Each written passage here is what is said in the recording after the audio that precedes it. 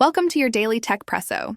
In today's episode, we'll cover SpaceX's historic private spacewalk, Google's new AI notebook podcast feature, Google's aggressive digital ad strategy, Oracle's plan for nuclear-powered AI data centers, OpenAI's valuation aspirations, and Google's partnership with the Internet Archive. First up, SpaceX completes the first private spacewalk in history.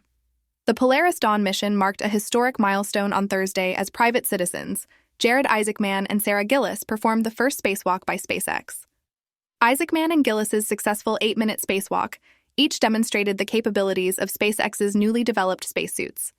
This achievement represents a significant step forward for the commercial space industry. This mission highlights the growing role of private companies in space exploration and preparation for future ventures beyond Earth's orbit, despite nearly 2 weeks of weather delays. Next, let's talk about Google's AI notebook that creates podcasts from your notes. Google's new feature in Notebook LM uses AI to create podcasts from your research notes. These podcasts come complete with AI hosts that discuss and summarize the content. The AI-generated podcasts use Google's Gemini AI model to provide an audio summary. This makes your research more engaging while introducing a playful discussion style. Despite its engaging format, the feature has limitations, including occasional inaccuracies and filler content, and is currently available only in English.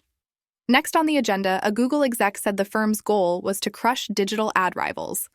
David Rosenblatt, a former Google executive, stated in court that the company aimed to crush its competitors in the digital advertising market.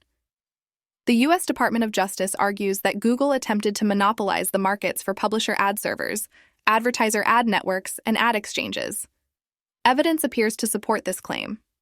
Google contests these accusations, claiming it faces significant competition from other digital firms and denies attempting to dominate unfairly. Now let's move on to Oracle's ambitious plans to use small nuclear reactors for a new AI data center.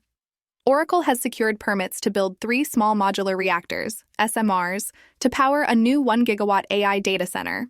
SMRs, which are smaller and potentially cheaper than traditional reactors, can offer a cost-effective energy solution for Oracle's data centers.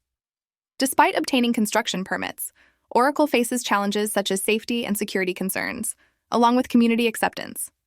The operational deployment of these SMRs is expected by the early 2030s. Next, we dive into OpenAI's discussions for a $150 billion valuation. OpenAI is in talks to raise $11.5 billion, with $6.5 billion from investors and $5 billion in bank debt.